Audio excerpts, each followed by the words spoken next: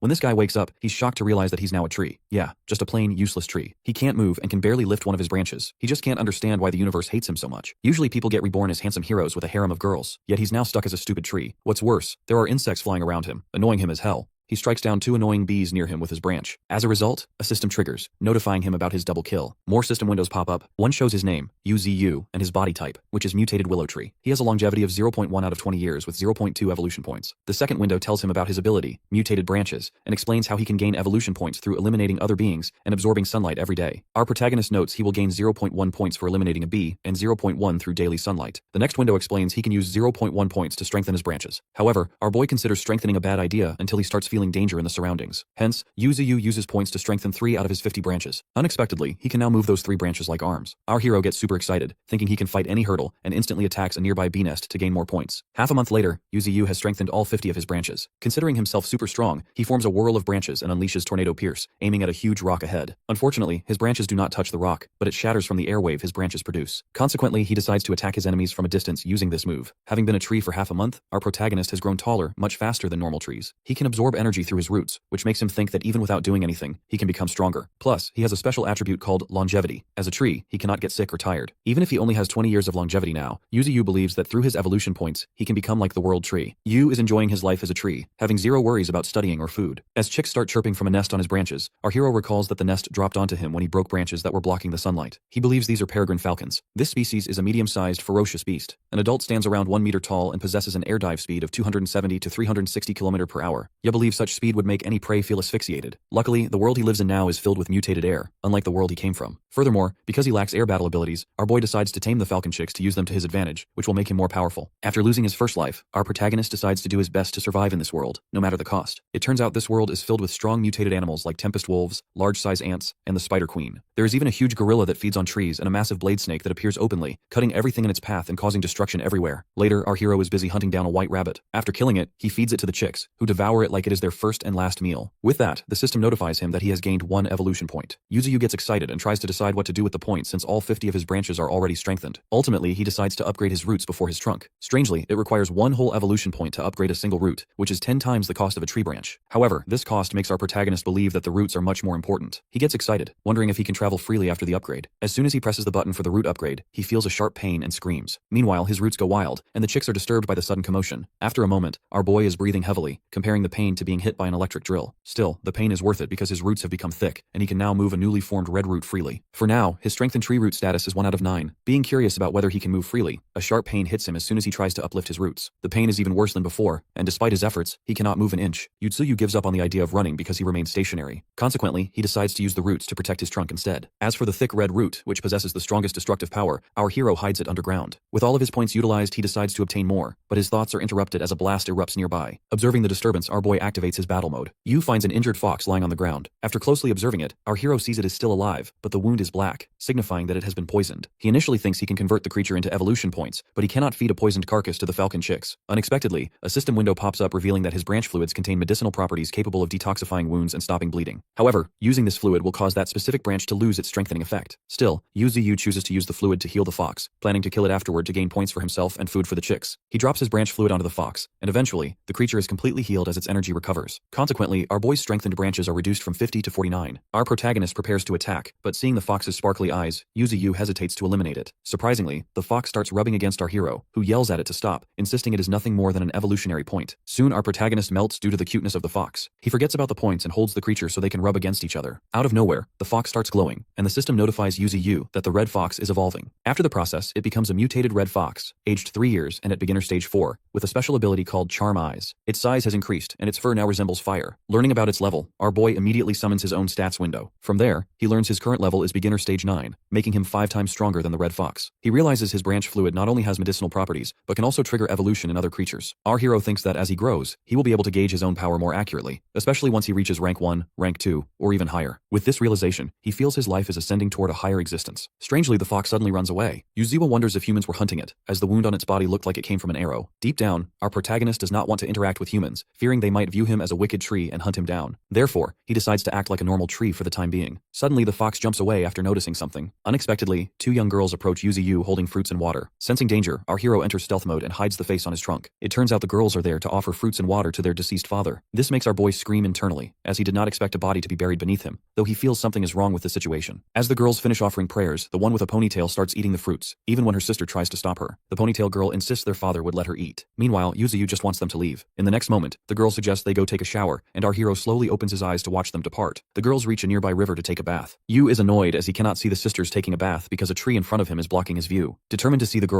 our protagonist decides to change his position, but to his surprise, he feels a sharp pain throughout his body. He sobs, feeling quite powerless at this moment. Later, the girls finally head back after their bath. Although our boy does not want to see them again, the two girls turn back and decide to return in the future to visit their father. 1 week passes, and the canyons remain filled with many kinds of danger. Yuzuyu's peregrine falcons, now at beginner stage 3, are up against a mutated golden eagle. Together, they unleash their bullet divine move, but unfortunately, it does not affect the eagle at all. The golden eagle screams at the falcons, causing them to lose their focus. Right then, the mutated fox bites the eagle. This also fails to affect the beast. In return, the eagle grabs the fox and slams it into the ground, leaving the fox fully defeated. Now the eagle changes its focus to our hero and begins flying toward him. Yuzuyu uses his tornado pierce and finally defeats the mutated golden eagle by himself. By defeating a stage 5 being, our protagonist gains 70 points. Our boy reflects that over the past few days, he has been providing life essence to the peregrine falcons, which allowed them to grow faster. He praises his companions and notes that the red fox has stayed by his side ever since he saved it. On the other hand, the mutated eagle that had been wandering the sky all week is finally dead. Consequently, our hero decides to conceal his aura, as he believes his energy was the reason the eagle was lured there in the first place. He notes that taking care of a stage 7 golden eagle was already difficult, and it would have cost him his life if he had faced a creature of his own level. This makes our protagonist more determined to become powerful, as he believes there must be a creature out there that can easily kill him. Therefore, he realizes he cannot act recklessly. Yu wishes to get stronger along with his companions. Noting that he has 70 evolution points, our boy thinks he can finally increase his power. At the moment, his 8 peregrine falcons have reached beginner stage 3, while his red fox has reached stage 4. Our protagonist cannot wait to see what they will look like after evolving to the next stage. Before that, he feeds his life essence to everyone so they can grow a bit stronger. Out of nowhere, something huge attacks them from the sky. As a result, Yuzuyu's roots and branches are destroyed. Unfortunately, a gigantic snake appears right before them. It begins uprooting a nearby tree by spiraling its body around the trunk. Sadly, our hero is left with only 24 usable branches. He notes that he could not sense the enemy's presence, and realizes the snake must have concealed its aura. Instantly, he summons a stats window to see the snake's attributes. From there, he learns it is a stage 9 war axe snake. It possesses a strong fang blade that can penetrate steel plates, while its tail is like an axe that cuts through anything. Our boy freaks out upon learning it is at stage 10. With that, he calls for Xiao Hong, the red fox, who roars at the snake. She remembers it was the one who poisoned her previously. Meanwhile, the snake devours a tree similar to Yuzuyu before moving straight to strike our hero. Yuzuyu yells at his companions to hide behind him. Fortunately, at the right moment, our protagonist counters the snake's blade with his thick red roots. Even though he admits internally that this enemy is very strong, he does not give up since he is also a stage 9 being. As the snake begins attacking with its tail blade, our boy accumulates points to increase his strengthened tree roots to 3 out of 9. He shudders while grabbing the snake and, in that moment, strengthens all of his roots. Now all 9 tree roots are strengthened. He decides to aim for the snake's belly to eliminate it for good. Even though the snake spits blood, the roots only succeed in creating a small crack on its scales. This pisses our hero off, as the snake can easily cut him while he feels relatively powerless against it. Still, he cannot give up and releases a strong killing intent. As Yuzuyu starts attacking with all his roots, the snake finally retreats. Meanwhile, our protagonist is super exhausted. His body starts cracking, and he genuinely thought he would die there. His companions reach him, clearly worried, but he reassures them that he is fine. However, deep down, he blames himself for the mess because he considers himself weak. Admitting that becoming strong in a short time is difficult, he believes the war axe snake will continue to grow fast. If he does nothing, he will surely die here one day. Sadly, his core is about to shatter because Yuzuyu forcefully strengthened his 8 tree roots all at once. Unexpectedly, a system window notifies him that he can now upgrade to the next rank, which requires 10 evolution points. It asks if he wishes to evolve or not. Yu gets stunned, as it is exactly as he expected. There are other ranks above the beginner stage. Now he is all fired up to become stronger than the creatures around him, because he doesn't want to die twice. Therefore, our boy instantly presses the yes button, and his evolution starts. Yu wishes to evolve non-stop as his branches start regrowing. Light spreads in the area around him, engulfing all of his companions as well. After a couple of minutes, our protagonist is transformed to the next stage. His body looks completely different. All of his missing branches have grown back, and his frame has become twice its original size. Unexpectedly, Xiao Hong steps forward as she has reached beginner stage 7. On the other hand, all 8 peregrine falcons have reached beginner stage 5. Our hero thinks the light surrounding him also affected them, hence why all of them have evolved. Next, he orders all 8 falcons to go and find which direction that snake went. Surprisingly, they fly at bullet speed. This makes Yuzuyu think that they can now easily defeat a mutated golden eagle or any monster of that caliber. Other than that, Xiao has also become stronger. Our boy can clearly feel her energy spreading out. Next, as soon as he decides to summon his status window, he hears someone screaming for help. To his surprise, it is the 2 sisters who are running in pretty bad shape. Unfortunately, those 2 are being chased by many monsters. The girls run for their lives, completely unaware of why they are being pursued. On the other hand, our protagonist realizes all of these monsters are being lured by the spreading scent of his evolution. He goes into full fighting mode as he can't just let others eat him away. As the monsters get super close to the girls, a blast erupts. When the smoke settles, the sisters see Xiao standing over the body of one monster. Seeing her terrifying eyes, the sisters scream in terror. Next, as more monsters approach, Yu's falcons effortlessly take care of them as they return to his side. Meanwhile, the sisters stand observing everything with confusion. The monsters pause for a moment while our hero orders his companions to step back. He decides to teach those monsters a lesson by showing them who the real monster monster is. Yuzuyu starts moving his roots with killing intent. He orders his enemies to attack him simultaneously. However, our hero effortlessly counters them using his roots and branches because he wants all of them converted into his evolution points. A mutated hippo tries to attack Yuzuyu, but it is defeated instead, granting our hero 50 points. After that, eliminating mutated rats gives him 20 points, a rhino gives 30, and a giraffe yields 20. As he continues eliminating more monsters, his points grow. A mutated bat attacks with sonic waves, but our protagonist defeats it as well. Next, a mutated cow appears and surprisingly blocks his attack. Seeing this, our boy decides to keep a few of them alive to nurture later. He grabs a group of them and destroys all the remaining enemies. After defeating everyone, our hero only keeps 8 of them alive. Now all he has left is to take care of the 2 sisters. If he lets them escape, they will discover his secret. If he kills them, he will become a demon tree. Once villagers learn of the sisters' disappearance, more people will discover him, and as a last resort, the military will take control. There is even a chance they might put Yuzuyu in a zoo where people will laugh at his ugliness. Right then, an idea hits our boy's mind, and he thinks he might succeed with it. After a moment, both sisters wake up and are terrified by our hero's gaze. As he raises a root, they scream as if they are being attacked. To their surprise, Yu writes something on the ground with his root. However, they make an expression that our protagonist didn't expect. Deep down, he wishes for them to believe their father has become a willow tree. He starts to panic, thinking he has saved them both from danger, so he hopes they believe his message. Before he can do anything else, the ponytailed twin begins speaking. She asks if he knows her name and challenges him to reveal her biggest secret. Our boy asks his system, and it reveals her name is Xiaoling. Her secret is that she likes Ernue from a neighboring village. Her sister's name is Xiao Qing, who has skipped school to take care of her sister and grandfather. Our hero writes down the secret, causing Ling to scream in embarrassment. She yells that she doesn't like him, then admits she only ever revealed that secret to her father. Afterward, Yuzuyu gives a hairpin to both of them, which he crafted from his branches when he was bored. He notes that people are quite attached to those who have passed away, and he believes it is fate that their father was buried beneath him. When their father was on his deathbed, he passed the responsibility of taking care of Ling and their grandfather to Qing. In the present, our protagonist places a branch on Qing's head. He thanks her for taking care of her family and apologizes for leaving everything on her shoulders. Our hero believes that things fuse over time and thinks that perhaps their father's soul fused with him. Later, Qing explains that the last 2 months have been unexpected. An airplane was attacked by a group of crows, leaving nothing behind. Additionally, the sea holds a black shadow that devoured an entire cruise ship. She has heard the air has changed, causing all living things to evolve. The East has named this air spiritual energy, while the West considers it magic. At first, Qing didn't believe the news reports, but seeing our boy now, she believes everything. Next, our hero looks at Ling, who is trying to feed the caged beasts he caught earlier. When those beasts start making intimidating sounds, Xiao Hong glares at them coldly, and they quickly back down. Ling praises Hong as the beasts begin eating obediently. Meanwhile, Yuzuyu notes how Ling is playing with 4 wolves, but he feels nothing will happen since Hong is watching. He then pays attention to the white crane and the monkey he caught. They are currently tied with his branches to prevent them from causing trouble. On the other hand, the mutated cow he caught is quite friendly. Knowing it cannot defeat our protagonist, it sleeps on the ground while Qing rests against it. One of the other creatures is being very noisy, making our hero think it belongs in Africa or Southeast Asia, as its presence here makes no sense. Putting everything aside, Yuzuyu summons his status window. He learns he has reached rank 1, granting him the dense fog barrier to form a perimeter around himself and the hallucinogenic skill to confuse his enemies. Even though he has reached rank 1, Yuzuyu can still upgrade all of his abilities. With 149 evolution points at his disposal, our protagonist can make himself significantly stronger. The 2 newly gained abilities seem great, and our hero considers how they will come in handy if things go smoothly. He uses 20 points to activate them both. After activation, our boy notes that hallucinogenic isn't a rare ability, since many plants possess it. While spreading his thick fog, Yu thinks he never imagined using these 2 abilities in tandem. Having reached rank 1, he decides to aim for even higher ranks going forward. Our hero believes it would be dangerous to lure stronger enemies while searching for the war axe snake. Therefore, he decides to ensure he no longer faces threats from surrounding monsters before eliminating the serpent for good. Within the mist, Ling is unable to find our boy, but he informs her that he is right behind her. He then orders Hong to take the sisters back to their hometown. Before they leave, Yuzuyu instructs them to keep his identity a secret, even from their grandfather. Later, on their way back, both sisters discuss how badly their day started and how well it is ending while riding atop the fox. On the other hand, our protagonist initiates his second round of enhancements through the system, spending evolution points to upgrade his branches, roots, and abilities. Blue energy courses through his form and causes the ground to tremble as his roots expand. With both hallucinogenic and dense fog abilities upgraded, a restless tension spreads among the beasts in the area, signaling the rise of a new overlord. By morning, our hero examines his strengthened form under the misty sun. In a nearby cage, the wolves grow agitated while reacting to the purple energy now radiating from his eyes. He observes the enhanced effects of his abilities on the animals, confirming that his fog can now disorient other creatures. Checking his system panel, Yuzuyu reviews his current skills and regrets that only 14 evolution points remain, which is insufficient to upgrade his powerful super regeneration talent. Shifting his focus underground, our boy senses his main root stretching deep beneath the earth and drawing energy from an underground river he calls the Spirit River. Deciding it is safer to hide his ominous red roots, our hero retracts them from view to avoid frightening his companions. Soon after, the peregrine falcons return with news that the dangerous tomahawk snake remains missing, likely still recovering from their last encounter. Yuzuyu instructs the birds to continue searching as he anticipates another attack. Suddenly, the caged wolves howl loudly, prompting our protagonist to silence them with a green vine whip. The noise draws Xiaoling and Xiaoqing into the clearing, accompanied by their animal companions. Xiaoling rushes to comfort the wolves by tending to their wounds, while Xiaoqing scolds Yu for frightening them. The girl's gentle care quickly calms the wolves, surprising our boy with how easily the fierce beasts submit. Meanwhile, the honey badger breaks free to steal food, but our hero catches him and secures him with vines again. Xiaoling offers the creature some beef jerky as a peace offering, then feeds the black cow and the others while Xiaoqing continues bonding with the wolves. Our protagonist is amazed at the harmony between the girls and the creatures, realizing the potential value in their ability to tame animals. The group gathers together under his branches, bringing a rare sense of of relaxation for our hero. However, as the view shifts to a dark cave on the cliffside, the Warak snake's eye opens in the shadows, hinting at a new threat lurking nearby. As morning breaks over the peaceful human village, Xiaoling eagerly races ahead, calling for her sister to catch up. Xiaoqing struggles to keep pace while their grandfather watches from the courtyard. His concern is clear as he warns them not to venture too far into the back hills. Despite this caution, Qing waves off his worries, and the pair disappears into the distant forest. Left behind, the old man reflects on how their spirits have lifted since their father's death, yet his unease grows as he wonders why the girls are so drawn to the mountains. Meanwhile, deep in the canyon, Yuzu awakens and immediately notices the red fox's absence. Observing the wooden cage still filled with wolves and other beasts, our boy concludes that the fox must have gone to find the sisters. Our protagonist laments that the creature seems to have grown closer to them than he has, despite all his efforts over the past several weeks. On the forest path, Xiaohong waits for the siblings, greeting them enthusiastically upon their arrival. The sisters are thrilled to see her, and soon they are riding on the fox's back, soaring over cliffs with excitement. During the ride, Ling proudly reveals a dark bag. She has taken fertilizer from her grandfather to use for our hero, believing it will help their father grow stronger and healthier. She remains mischievous about the theft, justifying it by claiming that since her grandfather cannot have sweets, she is certain their father enjoys them instead. Suddenly, the weather shifts as heavy, swirling clouds darken the sky. Xiaoqing notices the change and urges them to hurry back, but without warning, the massive Warak snake descends from above. The sisters panic as the giant purple serpent attacks, its blade-shaped head and tail creating a devastating shockwave that fills the air with danger. Unaware of this new threat, our protagonist focuses on hunting within his own territory. He commands his peregrine falcons to lure a swarm of giant mutated bees. As the birds dive past his trunk, the insects are drawn directly into his range. Our boy unleashes a barrage of glowing white branches, swiftly tearing through the swarm and collecting evolution points from the victory. The falcons return, and Yu rewards them with drops of glowing life essence, which they eagerly accept to further increase their strength. Having secured more points, Yu turns to his system interface and decides to evolve one of his mutant roots to a higher level. Despite the intense pain of the process, our protagonist completes the upgrade. His new root emerges thick, black, and full of power. To test its strength, our hero targets a pair of mutated animals in a nearby meadow, striking them down instantly and reaping additional points from the kill. After the upgrade, our boy uses his evolved root to form an underground defensive perimeter, sending sensory ripples through the soil to detect future threats. The honey badger, tied up nearby, is alarmed by the vibrations, but Yu brushes off the protests and notes that Ling will eventually bring food anyway. As the day ends and darkness gathers, our protagonist notices that the red fox and the sisters have not yet returned. His concern deepens as he realizes how late it has become. On the other side of the forest, the Warak snake remains with its scales bleeding and its anger unresolved, leaving the fate of the sisters uncertain. Growing increasingly unsettled, Yu worries for the missing sisters and promptly instructs Ada, the peregrine falcon, to lead a search. He sends the other beasts out with clear orders not to overlook any clues, but while he waits, our protagonist finds his attention drawn to the ground. There lies Xiaohong, collapsed and bleeding. Without hesitation, our boy channels life essence through his vines to stabilize her condition, only to quickly realize she is alone. Concerned, Yu anxiously asks about Xiaoqing and Xiaoling, but he receives no answer. Shifting his gaze toward the horizon, our hero spots a terrifying scene. The Warak snake. Silhouetted against the setting sun, the massive creature stands upon the cliff holding Xiaoqing's limp, bloodied body in its tail. Reacting with panic and fury, our boy shouts for the snake to stop. As the beast tosses her body into the air, our protagonist extends a thick black root to catch her before she hits the ground. Realizing it is outmatched, the tomahawk snake immediately flees into the forest, leaving a cloud of dust in its wake. Although the snake gained considerable energy and a new appearance after devouring Yu's branches previously, it still finds itself unable to defeat the willow tree, forcing a hasty retreat. Afterward, our hero gently lays Xiaoqing on the ground. She remains motionless as Yu begins to infuse her with more life essence, hoping for any sign of recovery. The system repeatedly notifies him that her vital signals remain unchanged, yet our boy insists on continuing, pouring all his evolution points into the effort. The surrounding beasts, including the monkeys, wolves, and the honey badger, gather in distress, their cries echoing his own desperation. Despite multiple attempts, the system confirms there are no vital signs. Yu eventually exhausts all his energy, and the light from his vines fades, signaling the end of his efforts. Meanwhile, in a nearby human village, Xiaoling lies unconscious in the clinic. The doctor explains to her grandfather, the village chief, that while the poison was removed from her arm and abdomen, it has already spread to her brain and heart. Even if she survives, she will be permanently paralyzed. Stunned by grief, the grandfather is then approached by a returning search party. They report that Xiaoqing is still missing and has likely been devoured. This grim news leaves the old man in shock, unable to respond as those around him urge him to face reality. Back in the canyon, the peregrine falcon observes the village and relays the information to Yu. With the full extent of the tragedy clear, one sister dead at his roots and the other paralyzed in the village, our protagonist is overwhelmed by grief and rage. As his energy shifts, our hero's eyes glow red with fury. The falcons and other beasts sense this anger and bare their fangs in response. With a final command, our boy calls his companions to prepare for battle, signaling the beginning of his retaliation. As the era of spiritual power dawns, a sweeping account of escalating global disasters centers near the Penghu archipelago, where 17 planes have crashed and 20 ships have vanished in only half a year. Dark clouds and swarms of mutated crows fill the sky while massive sea monsters emerge from the ocean to cause widespread destruction. Officials confirm that these powerful mutated crows and sea beasts have claimed the region as their territory, effectively turning Penghu into a dead zone where aircraft and ships become easy targets due to the noise they generate. As these mutant beasts grow stronger, their territorial instincts intensify, and the world officially enters the era of spiritual power. In a high-tech human command center, officers report rapidly increasing attacks by mutant beasts as spiritual power readings spike across multiple provinces. The leader orders the mapping of all regions exceeding 5,000 spiritual power, aware that beasts at this level can ignore conventional weapons. As the map fills with danger zones, a sudden alarm signals an even greater threat when spiritual power readings surge past 18,000. Feeling overwhelmed, the leader realizes that humanity is facing a true existential existential crisis. The story moves to a canyon battlefield where a white crane stands amid the chaos. The tomahawk snake, massive and unruly, dominates the area and crushes all opposition with ease. Nearby, a mutated black cow cowers in fear, while the honey badger recalls a moment of kindness from Xiaoling and launches a desperate attack on the serpent. Despite his determination, the badger is quickly knocked aside. Although mutant wolves join the fight, their bites cannot penetrate the snake's thick scales, and they are tossed aside by its violent thrashing. The tomahawk snake emerges unscathed, looming over the battlefield as the undisputed king. Suddenly, the red fox arrives while surrounded by intense flames, marking the fourth confrontation between the two creatures. Previous encounters flash through her mind, especially the moment she failed to save her sisters who were killed by the snake when it was weaker. Grief turns into resolve as she vows to risk everything for revenge, determined to use her newfound power to challenge her old enemy. The tomahawk snake, sensing the fox's growing strength and rage, prepares to end their rivalry. Its natural weapons, including diamond-hard armor, deadly fangs, an axe-like head and tail, and corrosive poison, are all brought to bear as the two apex predators face off. The red fox, though still outmatched in raw strength, charges forward with blazing speed while aiming straight for the serpent's head. Just as the clash peaks, a golden peregrine falcon dives from the sky and crashes into the snake, shattering part of its armored hide. The red fox immediately seizes this opening by launching a fiery attack at the exposed spot. More falcons descend to join the assault, combining their strength with the fox in a concerted effort to bring down the tomahawk snake as the battle for survival and vengeance reaches its climax. High above the canyon, 8 peregrine falcons gather as intense golden light enwraps their bodies. Acting in unison, they dive to form a concentrated spear aimed directly at the war axe snake. Feeling the immense pressure descending, the serpent bares its fangs to meet the attack while even the nearby red fox senses the overwhelming suppression. It becomes clear in this moment that the falcons are determined to sacrifice themselves. They burn their very life force to unleash their most powerful technique, bullet dive. This move channels their combined energy into a devastating strike, though the friction and heat generated at such extreme speeds will surely inflict severe damage on both their enemy and themselves. As the attack commences, a memory surfaces of the falcons' past. They recall their mother being killed by predators, leaving them starving and alone to await death before the branches of Yuzu rescued them. Under the protection of our protagonist, they thrived and eventually came to see this guardian as a maternal figure. Their determination today is fueled by the recent loss of their sister, Xiaoqing, whose death reinforces a resolve to fight with everything they have. Our hero's avian protectors want only to ensure victory, even at the cost of their own lives. The golden spear tears through the sky and crashes into the war axe snake with massive force. This impact creates a powerful shockwave that sends the red fox skidding across the ground and scatters debris across the battlefield. As the concentrated energy drills into the snake's body, the creature writhes in agony. When the dust finally settles, the falcons are thrown from their formation, battered and bleeding. Some lie motionless while others struggle to move. Though heavily wounded, the snake remains alive and roars in anger, towering over the fallen birds, a nearby unconscious white crane, and the wolves sprawled across the devastated landscape. Afterward, the red fox stands on shaky legs, bloodied but alert. The undeterred snake rears up to strike, its axe-bladed head smashing into the earth with explosive force as the fox barely dodges. The battlefield shakes from the impact, leaving the predator alone in a cratered clearing for a brief moment. Suddenly, massive roots burst from the ground to encircle and immobilize the beast. The towering, glowing purple form of Yuzu appears, seizing this opportunity to trap the enemy completely. A flashback reveals the tomahawk snake's history with our boy. The serpent recalls once consuming the stump of Yuzu to reach the peak of its power and fleeing after being injured in a previous confrontation. It becomes clear that Xiaoqing and Xiaoling were killed simply because they carried the scent of our protagonist. Now, the snake realizes too late that our hero has orchestrated a perfect ambush by coordinating with the other creatures to lure it into a fatal encirclement. The roots of Yuzu tighten around the snake's body, lifting it off the ground. With a silent command, a massive sharpened spike erupts from the earth and impales the snake through the jaw and head. Blood pours from the wound as the creature's body goes limp and hangs lifelessly. The canyon floor shakes from powerful impacts as the enormous form of Yuzu dominates the battlefield. His sprawling roots, glowing with supernatural energy, weave across the ground to enclose the area like a giant web. Trapped within these barriers, the tomahawk snake is overwhelmed by fear, its nerves corrupted by the fury of our protagonist. With escape impossible, the serpent prepares for a desperate final stand, baring its fangs and thrashing against the tightening roots. On the trunk of our hero, a face pulsing with purple energy radiates anger while he mocks the creature's struggle. Without pause, Yuzu channels his rage into a brutal attack. Red energy explodes upward and crashes into the snake's body, shattering scales and drawing blood. Our boy demands retribution for Xiaoqing, launching spear after spear until the predator is pinned and battered, its jaw smashed amid a relentless barrage. The beast cries out in agony as a final surge of yellow and red power engulfs it, while brief memories of Xiaoqing and Xiaoling flash by to fuel the wrath of Yu. The conflict ends when the massive roots constrict around the tomahawk snake, crushing it completely. As the energy fills the air, the enraged screams of our protagonist echo through the canyon. A colossal spike bursts from the ground and drives through the corpse, ending the struggle in a cloud of dust and debris. When the haze settles, the snake lies broken and still in a crater from its fatal wounds, and a green system window confirms the kill, granting evolution points to Yuzu. As the battlefield calms, the face of our hero remains twisted with grief. Around him, the mutated black cow lies exhausted and steaming. The golden monkey crouches in shock, and the wolves slink away nervously. A thick black root snatches up the limp body. Unable to accept the outcome, our boy hoists the corpse and shakes it violently, screaming in denial and ordering it to rise. The wolves and the red fox, Xiaohong, watch with a mix of concern and fear as Yuzu repeatedly slams the carcass into the ground, his features contorted in madness. Suddenly, the rage of our protagonist collapses into overwhelming sorrow. His glowing face streams with tears as the reality of the situation sinks in. He tries to justify these actions by recalling the snake's role in the deaths of his companions, reflecting on the world's brutal law of survival. To Yu, the cycle of animals living and dying in nature highlights a grim realization. The strong prey on the weak, and lost lives only fuel new cycles of existence distance. Despite this understanding, grief overwhelms our hero, and he cannot hold back his tears. As dusk falls, Xiaohong silently weeps, the honey badger cries openly, and the golden monkey sits in quiet sadness. Together, Yu Ziyu and his companions mourn under the fading sunlight. Panic erupts at midnight within the human village. Chief Grandpa and others rush through the streets, their faces drawn in shock and fear. On the cold stone pavement, Xiaoling lies unconscious, her skin pale from the venom of the war axe snake. The villagers gather helplessly around her, unable to save her. Nearby, hidden in the dense foliage, the red fox, Xiaohong, silently watches the scene with glowing red eyes. She was clearly the one who brought the body to the village, but after a moment of observation, she turns and disappears into the night. The perspective shifts to the canyon of Yu Ziyu, where the night sky is clear. Our protagonist, towering over his territory, is surrounded by all his tamed beasts, the falcons, red fox, wolves, cow, badger, and monkey. Yu acknowledges their combined effort in avenging Xiaoqing and Xiaoling. As a reward, our boy produces a glowing drop of green liquid at the tip of his branch. The beasts are transfixed by its energy, and the honey badger, Ping Tu, already eyes it hungrily. Our hero declares this liquid is what the tomahawk snake desperately sought and promises it will greatly benefit everyone. Yu Ziyu tells his beasts to treat the drop as a farewell drink, assuring them that anyone is free to leave in the future. As the drop falls, the assembled beasts watch with anticipation. Upon landing, a blinding light engulfs them, and spiritual energy surges through their bodies to trigger a remarkable transformation. The mutant black cow evolves into a mutant bison, gaining new abilities and a more imposing form, while the wolves transform into mutant windwolves with sleek blue fur and glowing forehead markings. Status windows reveal their new talents, including the bison's crescent crash and ground trample, as well as the wolves' mastery of wind. Yu Ziyu observes these changes with excitement, noting the presence of both innate talents and special skills among his followers. Even though the white crane and golden monkey only gain a level with no visible changes in appearance, the overall strength of the group increases significantly. The four windwolves bow in submission to our protagonist, soon followed by the crane and honey badger. Our hero asks if they are willing to stay by his side. The golden monkey steps forward and responds bravely. So Yu, still haunted by recent losses, promises to protect and strengthen his companions. He emphasizes that in this new world filled with spiritual energy, survival depends on becoming stronger. As our boy solidifies his resolve, Yu Ziyu expresses his desire to become so powerful that all will fear him, declaring himself the origin of everything in his domain. The night quiets as peregrine falcons rest in the branches, and the red fox curls up at the tree's base. Our protagonist reflects inwardly, deeply aware of the changes brought by this new stage of evolution. By morning, the canyon is bustling with coordinated activity. The falcons patrol the skies while the windwolves cover the ground below. The mutant bison, white crane, and golden monkey clear the battlefield of debris by using their unique abilities. The red fox stands guard from a high cliff to watch over the territory, but the honey badger sleeps lazily in a hole. Yu, dissatisfied, uses a red root to drag him out and scold him for shirking his duties. The honey badger responds with defiance, but before the situation escalates, a sudden burst of golden light appears in the sky. Our hero and his followers look up in surprise as a glowing humanoid figure with long hair slowly descends inside a pillar of golden light. This girl, curled in a fetal position and radiating immense energy, opens one glowing red eye to mark the arrival of a new and mysterious presence. An intense ball of golden light streaks down from the sky, targeting the willow tree form of Yu Ziyu in the canyon. Alarmed, our protagonist tries to intercept the orb with his glowing branches, but the attack passes straight through, unaffected by physical means. The golden light settles at his roots and reveals itself as the soul of a humanoid woman with long hair, radiating golden energy. Yu Ziyu recognizes her as Xiaoqing. He is shocked by her appearance at his base and struggles to process the situation while the soul curls up among his roots. As our hero questions what is happening, a system interface appears to clarify the situation. It explains that his mutated tree roots possess a unique ability to nourish souls. The system details the status of Xiaoqing as a mutated human soul with immunity to physical attacks and rare psychic abilities. These traits allow her to linger after death by connecting her consciousness to a body elsewhere. Yu Ziyu reflects on ancient lore about soul-nourishing trees and recalls that certain sacred trees could preserve souls within their branches. Our boy realizes that while his power is currently less potent than those legends, he still offers similar protection. The soul of Xiaoqing slowly awakens, yet she is disoriented and unable to recall her identity or location. Yu Ziyu reassures her, emphasizing her importance and promising to protect her this time. During this exchange, the honey badger Ping Tu watches shyly from behind a root. The creature reacts to the emotional atmosphere, though it cannot fully perceive the soul or its significance. Abruptly, Xiaoqing suffers a headache and begins hearing voices in her mind. These are accompanied by visions of villagers in distress calling out for someone named Xiaoling. She is confused by the flood of emotion and memories associated with these people. Meanwhile, our protagonist internally considers the possibility that she is regaining her memories. Yu Ziyu speculates that Xiaoling, now in a coma, may be her twin, suggesting their souls could have merged or become intertwined after death. To help stabilize the spirit, our hero channels a beam of green life energy into her. The soul absorbs the energy, becoming brighter and gaining new clarity. Xiaoqing then projects a vision to him, showing a room in the human village where Xiaoling lies unconscious on a bed, surrounded by grieving villagers and the village head. Xiaoqing realizes her consciousness is currently inside Xiaoling, and she is able to exert some control over the body. This is demonstrated when the girl's fingers twitch, startling the onlookers. However, this effort quickly exhausts the soul and severs the connection. Our boy observes these effects and suggests that, if possible, Xiaoqing could continue living as Xiaoling to remain in the world. As this plan forms, the focus abruptly shifts to a dark, rainy cliffside. Two soldiers in military ponchos stand beside a jeep and discuss their next target within the Misty Mountain, hinting at new developments to come. Heavy rain falls on a misty mountain pass where two soldiers make their way through the downpour. The younger soldier checks a GPS map and suggests they head to a nearby village for shelter, while his older, more experienced veteran companion surveys the path ahead in silence. Shortly after, the older man is introduced as Yan Gaoyuan, a first-generation superhuman who stands out with glowing red eyes and a dark mask. He takes charge, leading the group forward toward their target despite the harsh weather and poor visibility. Meanwhile, in a canyon, Yu Ziyu communicates with the golden soul of Xiaoqing, who proudly shows evidence of her awakening. Our boy notes how quickly her spiritual awakening occurred, much faster than usual usual, but he keeps his concerns private. He recalls that both Xiaoqing and her sister Xiaoling were recently killed by wild beasts, and he suspects that the villagers will seek retribution. Despite his current strength, our protagonist is determined to avoid open conflict with humans, and prefers not to reveal his true power. To strengthen his territory's defenses, Yu Ziyu releases a dense fog throughout the canyon. He explains that it can reduce visibility to less than 4 meters and could incapacitate an entire city. Our hero instructs his tamed beasts, including the blue wind wolves and red fox, to adapt to the fog while reminding them that evolution is a constant process. Yu describes his plan to create a territory dominated by thick fog and hallucinations, intending to turn the mountain into a secure stronghold called the Land of Fog. As rain begins to fall inside the canyon, Xiaoqing senses an unusual spiritual force and her eyes glow gold. Simultaneously, Yu Ziyu senses the arrival of a powerful intruder. Outside the canyon, a military convoy struggles with the rough terrain, and the soldiers have difficulty seeing through the fog. The veteran officer orders some soldiers to stay with the vehicles while the rest move toward the village, emphasizing the necessity of bringing specialized weapons against mutant beasts. The men react nervously to the prospect of deploying these weapons because they are aware they are not facing ordinary threats. Yang Gaoyuan suddenly senses the sound of crying from the village ahead. He quickly offers to scout the area and launches himself forward with blinding speed, leaving behind a golden trail of energy that impresses the soldiers. Back in the canyon, our boy grows wary. Our protagonist detects that the newcomers are unlike those he has encountered before and wonders whether they have come for him or for another reason. Yu Ziyu questions Xiaoqing, who is preoccupied as she struggles to control her form. She soon reveals that a remaining soul fragment is merging with her, and flashbacks of her and her sister's past appear. Yu realizes that Xiaoling's soul is still partially intact and offers Xiaoqing a drop of glowing life essence. Our hero instructs her to accept it and states that he needs her to accomplish something. In the next moments, the perspective moves to a house in the human village. Xiaoling lies unconscious in bed while Yan Gaoyuan stands nearby. The girl's grandpa anxiously asks if his granddaughter can be saved. Yan Gaoyuan stands over Xiaoling and explains that the villager's distress and her faint spiritual power drew him to the clinic. He quietly assesses her condition, noting her rare fire affinity and how her awakening differs from others. Pulling out a vial of red liquid, Yan explains that the potion will extract spiritual power from the surroundings to help restore her. While Yan prepares the potion, Yu Ziyu observes the scene remotely as Xiaoqing's golden soul reacts violently inside Xiaoling's body. A system notification reveals the soul has reached entry level 5, but despite the repeated use of life essence, her advancement is limited. Xiaoqing's soul is pulled by an unknown force. Back in the clinic, Yan Gaoyuan pours the potion into Xiaoling's mouth. This triggers a surge of red energy that bursts from her body and shoots a pillar of light into the sky, drawing the attention of the soldiers outside and their veteran officer. Afterward, Xiaoling regains consciousness and slowly sits up while Yan and her grandfather watch closely. The villagers celebrate her recovery and remark on the man's abilities. The officer, however, is puzzled by how quickly the girl revived. He suspects her elemental resonance is exceptionally potent. As Xiaoqing grows accustomed to the body, she tests her movements and adjusts to the new form. Meanwhile, our protagonist considers the opportunity to gather information while the humans remain in the village for the night. The sentient tree telepathically instructs Xiaoqing to avoid raising suspicion during conversations. Later, at a lively village feast, Xiaoling quietly interacts with the soldiers while Yan Gaoyuan sits nearby. When she asks why the soldiers are present, Yan reveals that their investigation is prompted by spiritual power anomalies. The area is considered a mutant beast hotspot according to their spirit satellite. He explains that the satellite cannot pinpoint exact sources, but it detects high concentrations of spiritual power to lead on-site investigations and confirm abnormality density. He also mentions a new measurement unit called the Spirit Bead. Our boy reacts with concern to the existence of the spirit satellite. Realizing humans can detect spiritual power with advanced technology, Yu Ziyu urges Xiaoqing to gather more information about it. Yang Gaoyuan elaborates that while the satellite detects anomalies, it cannot accurately locate their origin. This allows our hero to feel some relief. He reasons that the humans likely detected his power during a previous confrontation in the area, but our protagonist believes his dense fog will obscure his presence. To remain undetected, Yu Ziyu resolves to avoid significant spiritual outbursts. He suspects the soldiers carry locator devices, which prompts our boy to be more cautious. The next morning, Yan Gaoyuan informs the village chief that arrangements have been made for Xiaoling to receive further care. Because of her amnesia and inexperience, the chief reluctantly agrees, trusting the promise to seek help for her. As the soldiers prepare to depart, Xiaoling lingers behind her grandfather. The group soon enters the forest and moves through a thick, unnatural fog created by Yu Ziyu. The soldiers quickly realize they are lost as they repeatedly circle the same marked tree trunk. They grow frustrated while the fog thickens. Despite their efforts, they cannot find an exit and become increasingly uneasy. On a nearby cliff, a pack of blue wind wolves and a honey badger wait in ambush while watching the disoriented soldiers below. Yang Gaoyuan and his squad wander through a dense, misty forest, quickly realizing they are lost and circling in confusion. He notes that the area's spiritual power has risen to a high level, making him wary of a powerful mutant beast lurking nearby. As he scans their surroundings, his intuition warns him of a dangerous creature, heightening his caution. Meanwhile, deep within the fog, our protagonist silently observes the humans. Yu Ziyu is confident that the thick mist and hallucinogens will keep them trapped and disoriented. Our boy hopes they will retreat, but our hero also prepares for the possibility that they might push deeper into the territory. After hours of wandering, Yan Gaoyuan and his squad finally break free from the disorienting mist, only to push deeper into even thicker fog. Tension grows as the soldiers become more aware of the danger surrounding them, some voicing their fear as the atmosphere becomes increasingly oppressive. Suddenly, a piercing wolf howl cuts through the silence, putting the squad on high alert. The veteran officer warns everyone that facing wolves in such dense mist could be disastrous. Without much warning, a mutant wind wolf with glowing red eyes bursts from the fog, moving with blinding speed. The soldiers instinctively open fire, but their bullets bounce off the wolf's resilient blue fur. The rounds do no harm and even ricochet dangerously. Yang Gaoyuan quickly reacts, leaping into the fray to kick the beast and free his trapped subordinate. He manages to pull the man away while momentarily forcing the creature to retreat. The wind wolf quickly recovers, baring its fangs and unleashing gusts of energy. Yang Gaoyuan braces himself against the pressure, cursing the unnatural mist and suspecting a deeper consciousness at play. Before he can regroup, chaos erupts as Brother Ping 2, the honey badger, charges into the fight surrounded by lightning energy. The soldiers fire at the new threat, but bullets and bombs fail to injure it. The honey badger bites a soldier, causing panic and disorder within the squad. Such mutant beasts possess immense spiritual power, which makes them nearly invulnerable to conventional weaponry, and a significant threat even to well-armed teams. Desperate as the squad's gunfire proves ineffective, the veteran officer, wounded and on the ground, prepares an armor-piercing round. He fires at the honey badger, resulting in a huge explosion of yellow energy and dust. The soldiers anxiously watch, hoping the powerful attack worked. When the smoke clears, the creature remains completely unharmed, revealing the futility of their efforts. At that moment, 3 more massive mutant windwolves emerge from the fog behind the honey badger to intensify the threat. Seeing their most powerful weapon fail and now facing several formidable beasts, the soldiers are overwhelmed with fear, realizing escape or victory seems impossible. Hovering above his beasts, our protagonist reveals his glowing purple face. Yutsuyu states that the humans have ignored his warnings and brought this on themselves. The wolves, honey badger, and a red fox gather, preparing for a final assault. As the beasts charge, Yan Gaoyuan moves to shield his injured men, unleashing his golden spiritual flame and demanding the others fall back. He stands firm with a resolve to protect his team while the mutant beasts managed by our hero converge on the battered squad. The human military squad withdraws after a fierce battle. The group is visibly battered, supporting their wounded while moving through the dense fog. Yan Gaoyuan, marked by frustration and exhaustion, expresses resentment over his encounter with the honey badger. He recalls how the beast relentlessly pursued him after being attacked. Despite his anger, he is convinced the honey badger will not survive the 2 armor-piercing bullets it suffered. As the squad regroups, the veteran officer glances back at his heavily bandaged men. He mourns the loss of 6 soldiers before the group disappears into the mist, their mood somber and defeated. Meanwhile, Yuzuyu observes the retreating humans from his territory. His energetic face glows with satisfaction as he acknowledges the success of driving the squad away. Our boy admits to himself that killing them all would have attracted even greater human attention. He hopes the presence of wild animals and the thick fog will delay any further intrusion. Our protagonist resolves to become stronger before facing humans again. This determination hardens as our hero makes a silent vow to evolve until humans can no longer threaten him. Turning his focus inward, Yuzuyu checks on Xiaoqing, whose soul hovers near his roots. He reaches out to her, and the focus shifts to a view inside a military jeep. Xiaoling, currently possessed by Xiaoqing, travels away with another team. She appears tired and uncertain about her new situation. Through their spiritual link, our protagonist explains that Xiaoling's accidental awakening of elemental power has led to her selection for the mystery sector. Our boy sees this as a valuable chance to influence human affairs from within. As the jeep moves along the sunny road, the soldiers are captivated by Xiaoling's presence, each lost in their own thoughts about her. Suddenly she dozes off, amusing the soldiers as they joke about her sleepiness and possible new nicknames. Back at the canyon, Xiaoqing's soul form visibly weakens. She has maintained control over a human body for 15 hours. Yutsuyu assesses her condition and reassures her, promising to provide life essence to extend her control and promote her evolution. As hope returns to her face, a swirl of green energy surrounds her. Our hero notes the dual benefits of the essence, which nourishes her soul and hastens her development. At that moment, his attention is drawn to approaching movement. A pack of mutated windwolves arrives, gently carrying the unconscious honey badger. The creature is covered in blood and barely alive. Our protagonist examines the badger's grave injuries, recognizing that a direct infusion of life essence would overwhelm and kill him in his current state. Seeking another solution, Yuzuyu uses his enhanced vision to spot a suitable natural depression nearby. He manipulates his massive roots to gather rocks, arranging them into a circle, and channels fresh water into the makeshift pool. Once the pool is filled, our boy adds a single glowing drop of life essence. This causes the water to radiate with a vibrant green and blue glow. The diluted essence ensures the healing effect is gentle enough for the wounded to safely absorb. As the healing pool brightens, the white crane and golden monkey, accompanied by the mutant bison, observe the scene in awe. Our hero silently considers the pool a reward for his loyal companions, and a testament to his growing power and resourcefulness. At the Extraordinary Research Institute, the director, an elderly man dressed in traditional robes, discusses recent developments with Yan Gaoyuan. Yan stands respectfully as he reports on powerful mutant beasts and unusual fog surrounding a nearby mountain. He believes the fog could affect human minds and is likely behind the region's changes, but he admits there's no concrete explanation yet. The director, contemplating this information, decides the area warrants a yellow warning status, meaning it's dangerous but not yet critical. He instructs Yan to upgrade it to a red hazard area immediately if anything abnormal occurs. Switching topics, the director recalls that Yan brought a talented girl with him. Yan confirms her remarkable fire abilities, claiming she may be the strongest of her generation. This catches the director's attention, who seems intrigued by her potential. The focus then shifts to an overview of the new global order, explaining how areas are now divided by danger zones. Cities are labeled green zones and considered safe, while most wilderness has become yellow zones, signaling the need for caution due to latent threats. Red zones are under constant surveillance and forceful suppression, while prohibited areas, like the Bermuda Triangle, are entirely off-limits and extraordinarily dangerous. These locations became especially treacherous after the recovery of Aura, making them inaccessible to all life. Back in the canyon, the focus moves to Yuzuyu's territory, where his mutant beasts interact. The mutant bison stomps, establishing its presence, while the red fox, surrounded by flames, easily sends a smaller creature flying. The beasts engage in playful arguments. The honey badger gets annoyed and storms off, while our protagonist observes the group's dynamics from a distance, noting the relative calm since no new threats have appeared. Soon after, the blue wind wolves return from a hunt, dragging wild boars as prey. Yu is pleased and quickly uses a purple root to secure the struggling animals, earning evolutionary points for each kill. Our hero notes that even the seemingly weaker beasts contribute to the territory's safety and food supply. Yuzuyu tosses the prey back to the wolves, who eat eagerly, while the red fox watches silently, preferring not to join the others. Noticing the fox's aloofness, our boy comments on its desire for elegance. He then observes the golden monkey, who is busy eating leaves and has awakened a rare absorption talent, allowing it to efficiently gain energy from what it consumes. The white crane drifts nearby as our protagonist reviews his own evolutionary options. ends, Yu decides to spend his points enhancing his branches, gaining new capabilities such as releasing paralysis and stun toxins. Our hero tests these abilities on the honey badger, who is momentarily stunned but quickly recovers, unaffected by the toxins. Xiaoqing, in her soul form, appears and explains the honey badger's inherent resistance to poison, which Yu Ziyu finds mildly frustrating but informative. Suddenly, our boy realizes Xiaoqing has returned. The perspective transitions to Xiaoqing inhabiting Xiaoling's body at a human facility, where she explains she's been kept under routine observation and is scheduled to take a test before being allowed into the Spiritual Power Research Institute. Our protagonist sees an opportunity, recognizing that Xiaoling's body has awakened fire abilities, while Xiaoqing's soul holds spiritual talent, indicating future strategic advantages through their dual roles. Yu hands Xiaoqing droplets of life essence and urges her to seize this break into human ranks, instructing her to eliminate any obstacles if necessary. She accepts, her expression turning serious. Soon after, Xiaoling, controlled by Xiaoqing, walks confidently toward the testing room at the institute, with Yan Gaoyuan watching her enter, signaling the next phase of the mission. Inside, the main hall is crowded with young, newly awakened individuals from across the country. Yan Gaoyuan, standing with Xiaoling, explains that the institute specializes in spiritual power and serves as both a research center and an academy for training supernatural humans. Afterward, the focus shifts to the busy hall filled with students, including Yan Lingling, a purple-haired girl who immediately looks down on others and insults Xiaoling. Suddenly, the director appears on a high balcony and calls for silence. He addresses the crowd, warning them that humanity's survival depends on their evolution. He urges the students to become stronger and take on the responsibility of leading the next generation, emphasizing that the institute exists to prepare them for this role. With his speech concluded, the students cheer, and the examiner steps forward to begin the first round of testing. The examiner, holding a clipboard, introduces a massive blue monolith covered in runes and explains it will measure each student's spiritual power. As students take turns, he calls out their scores. Most are low, causing disappointment and frustration among the group. He grows increasingly discouraged as he notes how much weaker these students are compared to the first generation. When Yan Lingling is called, she confidently approaches the monolith and triggers a surge of blue light, earning a score of 2,000. The examiner reacts with excitement, declaring her high class and noting the rarity of such a result. Male students in the crowd are impressed, and she revels in the attention. After several low scores, the examiner calls the final name. Xiaoling, currently possessed by Xiaoqing, approaches the monolith while Yan Lingling glares at her with open hostility. Meanwhile, Yan Gaoyuan and the director watch with interest from the observation room, quietly debating whether she can compare to Yan Lingling's extraordinary performance. Gaoyuan hints not to underestimate her due to her fire elemental nature, which piques the director's curiosity. Xiaoling calmly places her hand on the monolith. Instantly, a blinding golden column of light erupts, far brighter than anything seen so far, drawing the attention of everyone in the hall. The examiner, wide-eyed, reads as the score races past 5,000 and keeps climbing, eventually reaching 6,045. The energy output becomes so intense that the monolith overloads and explodes, scattering debris and dust across the hall and knocking the examiner and nearby students off their feet. As the dust settles, Xiaoling stands at the center of the destruction, looking apologetic for accidentally breaking the device. The examiner, overwhelmed and in tears, proclaims her the best student he has ever seen. Yan Lingling, still watching from the crowd, is left speechless and visibly shaken by the outcome. With the first round complete, the examiner announces the second test, explaining that students with higher spiritual power will be separated for the next phase. The floor opens, revealing different pathways, and the group moves to an outdoor training field. Yang Gaoyuan, now acting as instructor, explains the next challenge. If any student can lay a finger on him, they will pass. The students look intimidated as they prepare to begin. Meanwhile, the scene briefly shifts to the canyon of Yu. Sunlight filters through the trees as our protagonist becomes annoyed by a honey badger at his base. Our hero lashes out with a vine, ending the interruption. Once the nuisance is dealt with, our boy returns to his rest, and Yu Ziyu remains undisturbed in the quiet woods. The story returns to the institute, where Gaoyuan easily defeats the students attempting the combat test. Bodies are strewn around the field as he criticizes their performance. Only Yan Lingling and Xiaoling remain standing. Yan Lingling appears furious and determined, while Xiaoling is crouched and ready for her turn. Yang Gaoyuan stands at the center of the arena, announcing that only 10 minutes remain in the round. Only Yan Lingling and Xiaoling are still standing. Battered and desperate, Lingling struggles to keep up while Xiaoling remains equally determined and refuses to give in. Gaoyuan, unfazed, taunts the two girls to work harder or face elimination. As the pressure mounts, Lingling's frustration grows. She attempts to power up, but it is Xiaoling who suddenly erupts with a massive pillar of golden fire, engulfing the area in intense energy. Using her flames to boost her speed, the girl charges at Yan Gaoyuan. He narrowly dodges her attacks, recognizing her rapid improvement and encouraging her to push her control further. The battle escalates as she unleashes a barrage of golden energy beams that slice through the air, forcing the man onto the defensive. The scene leaves Lingling shocked at abilities that far exceed a typical beginner's level, while the director and examiner watch in disbelief. As the relentless attacks continue, Gaoyuan is taken aback by the speed and aggression displayed by his student. Both Lingling and Xiaoling close the distance at blinding speed, and the girl ultimately smashes into Gaoyuan, creating a massive explosion of energy that sends him crashing to the floor. The round ends, leaving the observers in the control room visibly stunned. Lingling mocks the instructor, who quickly turns his attention to Xiaoling, now kneeling and bleeding on the ground. Gaoyuan rushes to her side, alarmed by her condition, but as he tries to help, her demeanor suddenly shifts. Triggered by a memory of instructions from Yu Ziyu, her eyes glow yellow and then red, as her expression turns dark and unhinged. Lingling, standing nearby, taunts her, but the girl's mood snaps. She declares her intent to remove anything in her way, vanishes from her spot, and appears instantly in front of Lingling, slamming her to the ground with overwhelming strength. Gaoyuan watches in shock as she pins Lingling, who begins to panic and plead. Completely unrestrained, Xiaoling raises a flaming fist, intent on finishing her opponent, but Gaoyuan intervenes just in time. He restrains her from behind and shouts that she has passed. The struggle subsides as as her aggression fades instantly, replaced by an innocent smile, while Langling collapses in terror and exhaustion. Afterward, Gao Yuan stands before the girl with concern, admitting that her power may soon be beyond his ability to control. Above, the director and examiner are ecstatic, expressing their determination to cultivate her talent. A montage follows, showing her recognized as a well-known genius and gaining entry to the 8th class at a young age, with her reputation growing within the institute. Meanwhile, the focus shifts to Dashan village, where the residents evacuate by truck and car, leaving their mountain home behind for the city. Winter arrives, covering the village in snow. The canyon is now silent, with the massive willow tree, our protagonist, continuing to evolve its glowing branches. However, the sense of calm is temporary for Yuziyu, as a new threat emerges. A massive shadowy beast with glowing blue eyes and huge tusks appears inside a dark cave, signaling that danger remains present for our hero despite the winter. Even as our boy grows, this presence ensures Yu is not yet safe. In the Northwest Territories, soldiers navigate a harsh landscape filled with glowing purple crystals. They reflect on the sacrifices made to secure a valuable spiritual stone mine until the earth suddenly trembles. A massive silver centipede, a segmented metallic beast with blazing purple eyes, bursts from underground and casts fear over the soldiers. Far away in a mist-covered canyon, Yuziyu focuses on strengthening his branches. While channeling blue spiritual energy, our protagonist counts down to reaching the peak of the First Order. He considers the next step in his evolution, aware that elevating to the Second Order will make him nearly unbeatable except by nuclear force. However, our hero also recognizes that the resulting surge of spiritual power will inevitably draw human attention. For the first time, our boy finds himself apprehensive about humanity's potential threat. Abruptly, Xiaoqing's golden projection materializes before Yuziyu and urges him to pay attention to an unfolding crisis. The story shifts to a flashback at the Extraordinary Research Institute, where frantic news reports reveal that a regional squad at the Northwest Mine has been annihilated. Leaked spiritual power from the mine attracted swarms of mutated beasts, culminating in the sudden appearance of the Silver Centipede. Now a second-order extraordinary creature boasting 120,000 spiritual power, the beast unleashes devastation across the site. Elite human troops, the Extraordinary Forces, soon arrive at the battlefield and stand out amid a scene of flames and destruction. As a dragon-like figure rises from the fire, they brace themselves for a formidable fight and note the unusual challenge presented by this opponent. Meanwhile, our protagonist is stunned by the revelation that humans have discovered a spirit stone mine. Yu understands this could allow them to rapidly accelerate their own evolution and close the gap with extraordinary creatures. Xiaoqing clarifies that the discovery has sparked fierce competition among numerous human research institutes, as spirit stones greatly enhance bodily upgrades. Realizing his advantages are slipping away, our hero grows frustrated and laments that his carefully laid plans may collapse now that humans can catch up so quickly. Xiaoqing further explains that the Silver Centipede slaughtered most of the defending forces, catching both the Federation and extraordinary troops, completely unprepared for such a powerful adversary. Our boy questions how the centipede could reach the Second Order undetected, and suspects it may have a hidden ability. Yuziyu asks if humans have mounted any counterattack, but Xiaoqing admits this is the first time the Federation has faced a Second Order monster. She highlights their total lack of preparation. When Yu wonders if he could fight the centipede, she points out the massive difference in spiritual power. The centipede has 120,000, while our hero has only 16,000, making such a battle nearly impossible for him. Yuziyu dismisses her and instructs her to keep him informed of new developments. The setting then transitions to the Extraordinary Research Institute, where Xiaoqing, now in human form, approaches her teacher. She requests permission to investigate the situation in the Northwest, which alarms her teacher. Eventually, he offers to take her there if the centipede is captured. He speculates about the creature's uncanny ability to appear undetected, and raises the possibility that the ore itself may be responsible. Back in the canyon, falcons soar overhead while carrying large white larvae. Below them, a massive swarm of giant ants scurries in panic. Yu, annoyed by the birds capturing ant queens, decides to seize the opportunity for his own benefit. As snow falls, a red fox waits beneath the branches of our protagonist.